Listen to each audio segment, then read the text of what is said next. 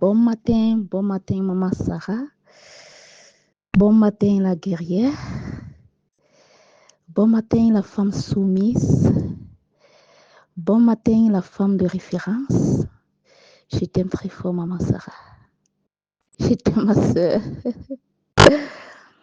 Ah, le Seigneur a fait grâce dans ma vie, dans mon foyer. Du moins, je veux dire, le Seigneur a restauré mon foyer. Il a restauré mon foyer. Oh, Seigneur merveilleux, dans des enseignements de Sarah et ses filles, c'était, je pense que c'était un jour avant ceci arrivé, un jour avant l'enseignement que tu as fait sur mon mari est mon chef. Mon mari est mon chef. Bon. Il y a de cela un bout de temps, je me questionnais, je disais, Seigneur, qu'est-ce qui ne va pas avec mon chef et moi? Parce que souvent, il parle, si je réponds, il va dire, ah, tu n'as pas bien répondu, le ton n'est pas bien, ou il y avait des petits ici, ça. Bon, mais moi, je me posais toujours la question, Seigneur, est-ce moi le problème? C'est lui. Bon, là même, je voyais en fait même que c'est lui qui était le problème.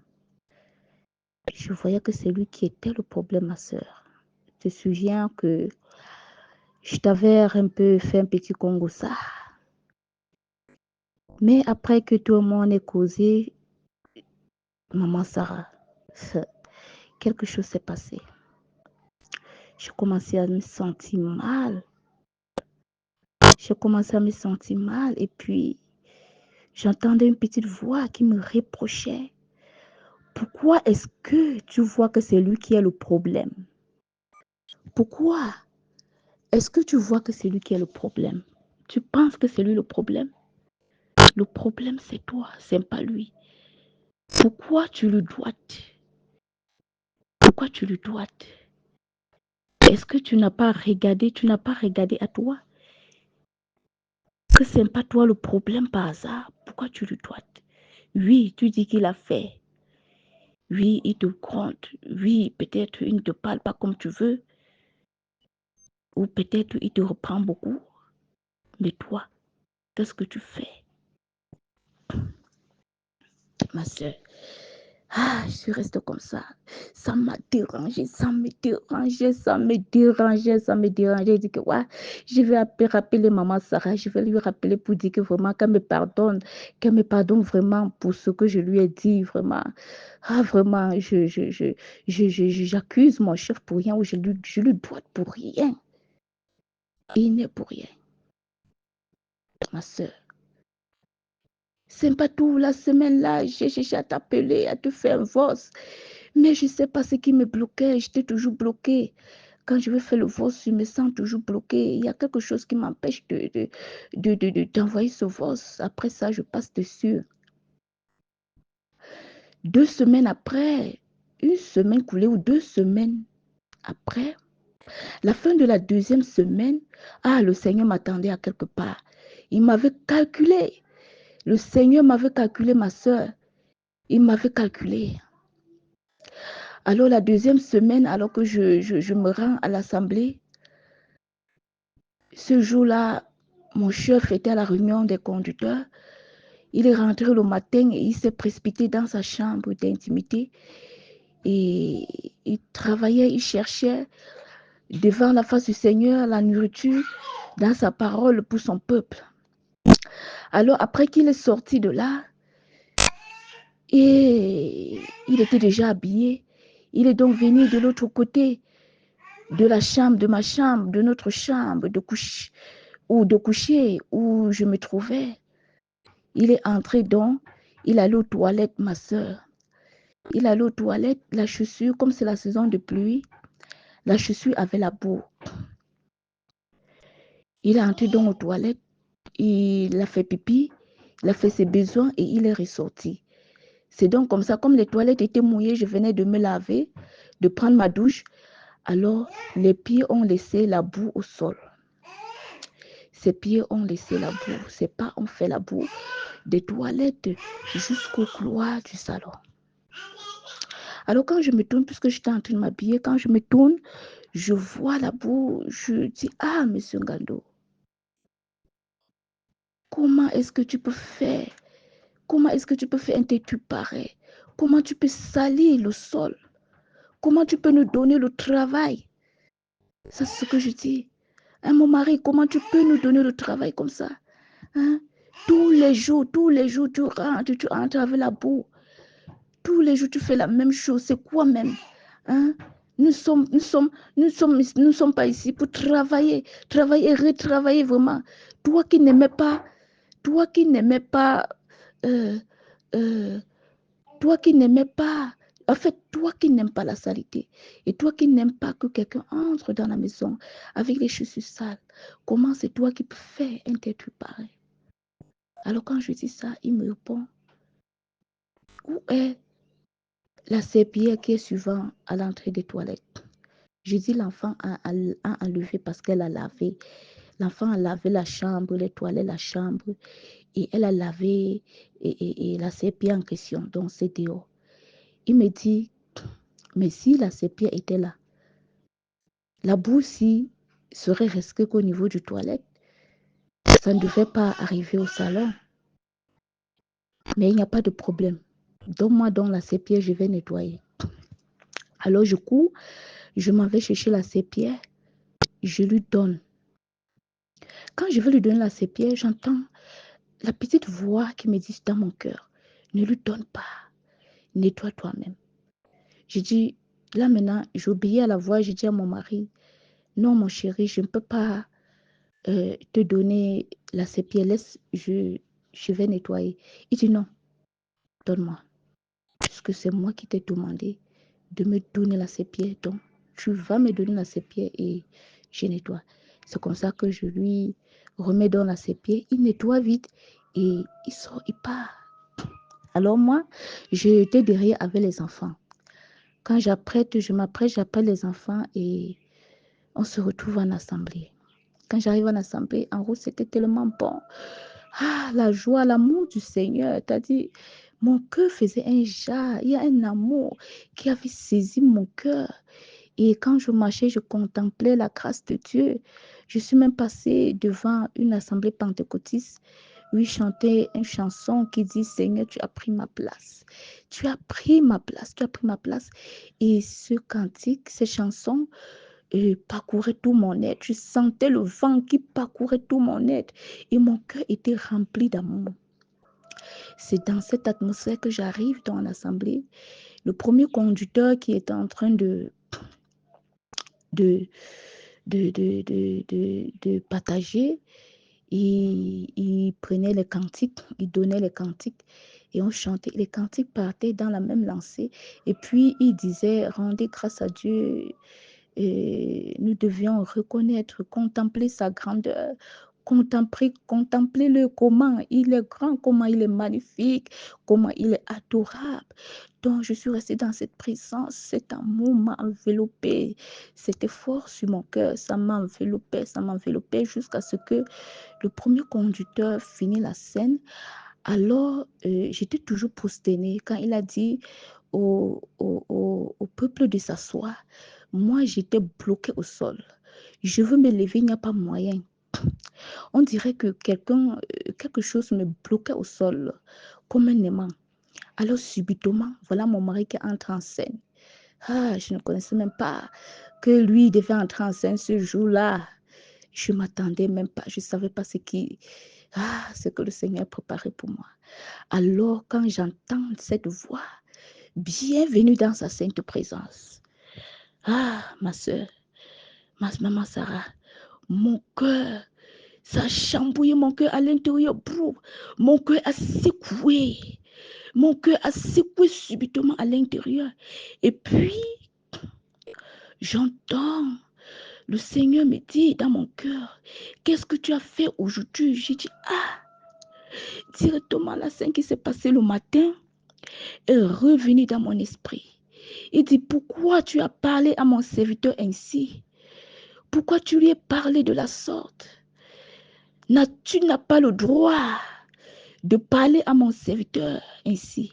Même si il entre, il porte même que le sac debout, il pose, il passe avec, tu n'as pas le droit de parler. Donc tu obéis tout simplement, tu nettoies, sans murmurer, sans bouder, et tu le fais avec joie. Là, je commence à dire, ah Seigneur, pardonne-moi. Pardonne-moi, Seigneur, pardonne-moi. Je ne savais pas que je faisais mal. Pardonne-moi, Père, pardonne-moi, pardonne-moi. Et quand je soulevais la tête, je lui regardais, oh ma soeur, tu ne peux pas imaginer. Un amour, l'amour saisissait encore mon cœur. Quand je levais la tête, à tous les coups, je levais la tête, je lui regardais. Un amour rempli de compassion. Cet amour saisissait mon cœur, ma soeur. Alors, je veux résister, j'entends.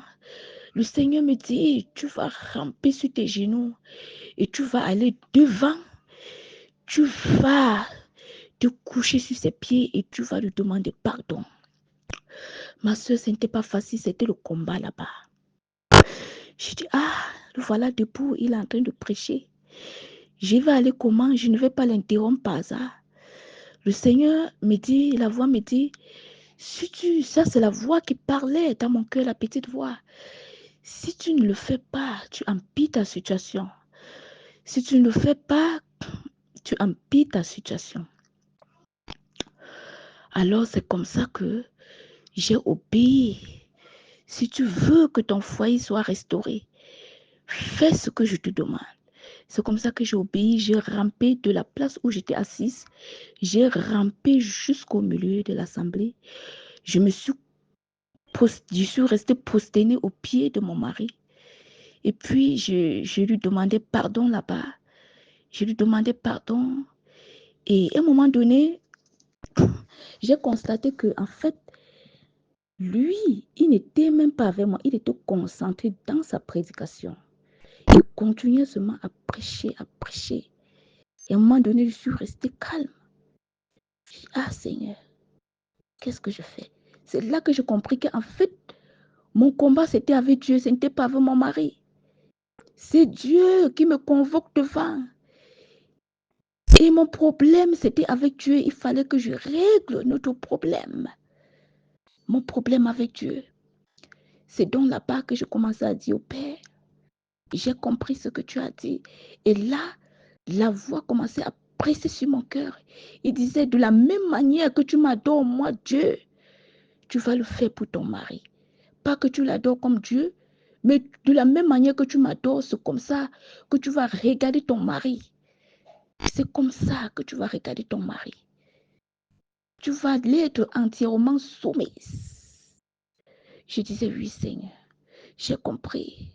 Je vais l'adorer comme je t'adore, comme tu le dis. Et je vais l'être entièrement soumise dans tous les domaines. Et même s'il entre qu'avec le sac debout, oui, j'ai compris, je vais nettoyer. Je vais balayer sans murmure, sans bouder, et je vais le faire avec joie en te rendant grâce. Quand je dis ça, maman Sarah, quand je dis ça, ma soeur, quand je dis ça, je sentis directement le poids m'a lâché. Le poids m'a lâché.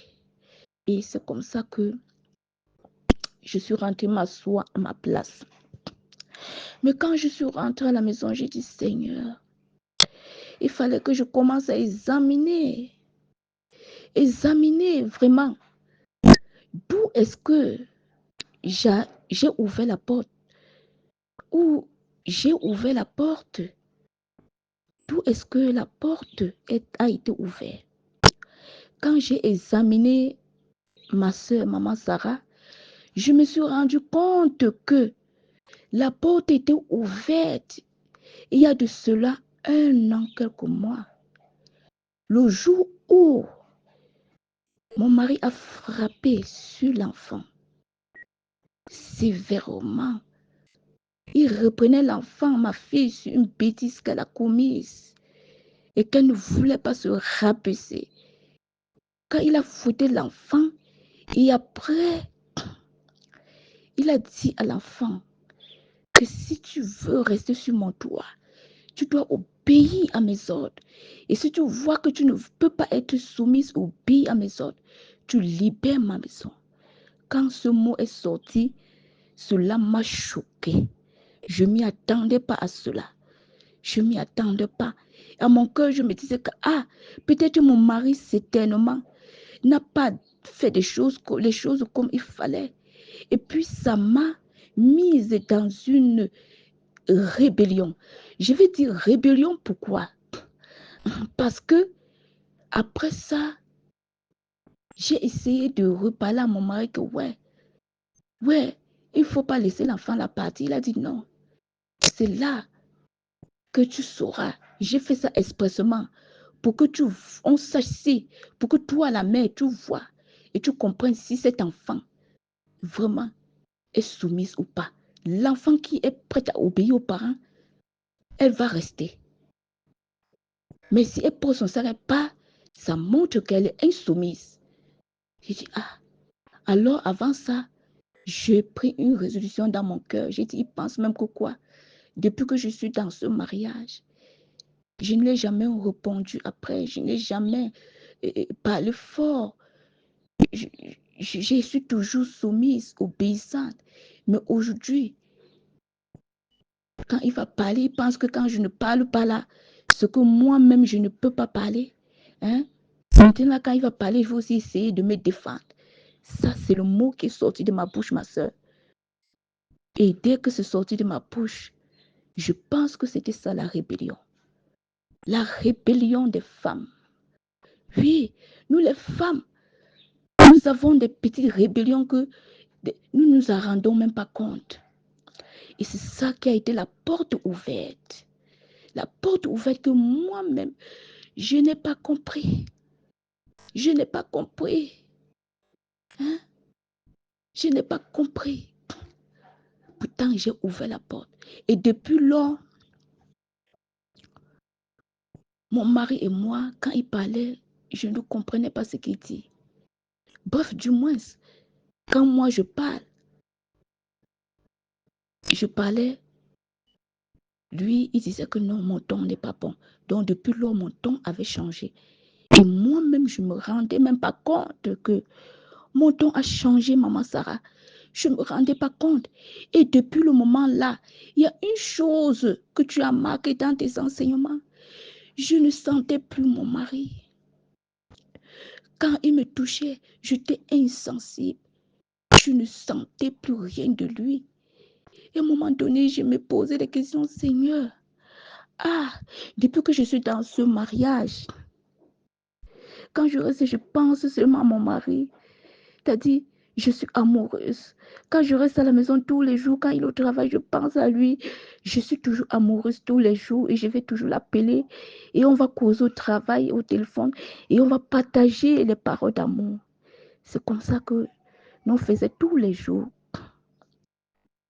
Mais à partir de ce jour-là, comme je dis, maman Sarah, quand il me touchait, je ne le sentais plus. Donc, en fait, moi, je n'avais plus le désir. Je ne sentais plus le désir d'aller avec mon mari. Et quand bien même on partait ensemble, je me livrais aussi tout simplement. Parce que, c'est mon mari. Mais le goût de ça, je ne sentais plus. Et à un moment donné même, je me posais les questions quand les choses étaient comme ça, je me posais les questions que mes seigneurs. Qu'est-ce qui se passe que subitement, 4 au matin, je ne sens plus, en fait, je n'ai plus le désir. Pourtant, moi qui aimais, quand je pars avec mon mari, pourquoi je ne sens plus le désir? C'est là que quand j'ai réfléchi, je me suis assise, j'ai examiné mes voies, j'ai compris que la porte était ouverte depuis le jour où j'avais dit qu'il pense que quoi? Le mot qui pense que quoi là? Hein? Parce que quand il parle, je ne peux pas répondre.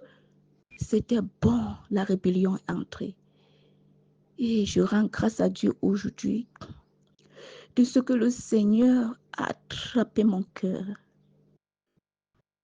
Le Seigneur a attrapé mon cœur.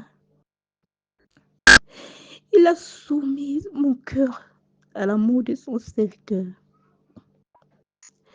Je lui dis vraiment merci. Et depuis ce jour-là, je vis le bonheur tous les jours. Depuis ce jour que j'ai posé cet acte, en assemblée, ça change tout. Et de mon côté, et du côté de mon époux, tu ne sais pas comment tu fais les choses. Mais moi, qui ne me sentais plus aimée, je vous assure, mon mari a recommencé à me donner la tendresse. Toute la tendresse qu'il faut. Toute la tendresse qu'il faut. Parce qu'avant, quand il se levait, première des choses, il me faisait un petit câlin à la joue. Alors, il a repris ces petits câlins. Et chaque fois, et les paroles qu'il me parle maintenant, il me parle, c'est-à-dire, je ne sais pas, avec douceur, avec amour. C'est-à-dire, Seigneur, tu es merveilleux. Tu es merveilleux, Seigneur.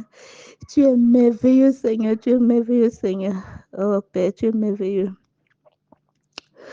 Alors, depuis ce moment, mon foyer a été restauré. Et je vis le bonheur de jour en jour. Le Seigneur a comblé mon cœur.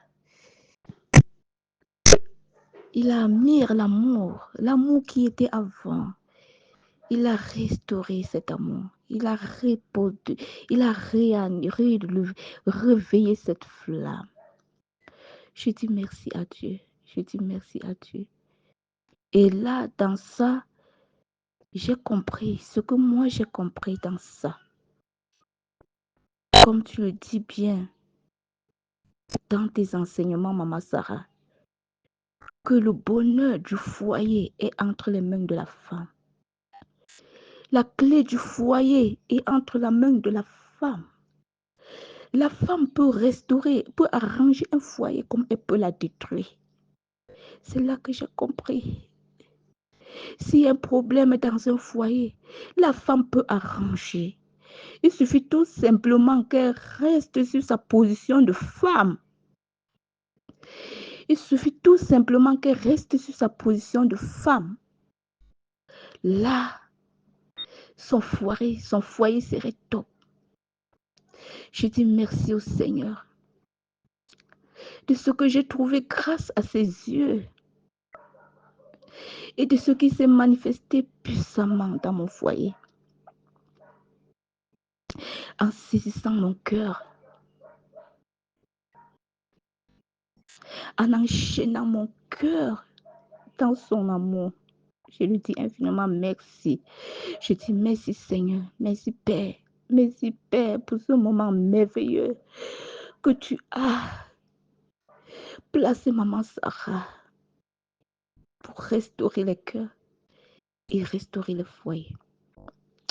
Maman Sarah, que le Seigneur te bénisse.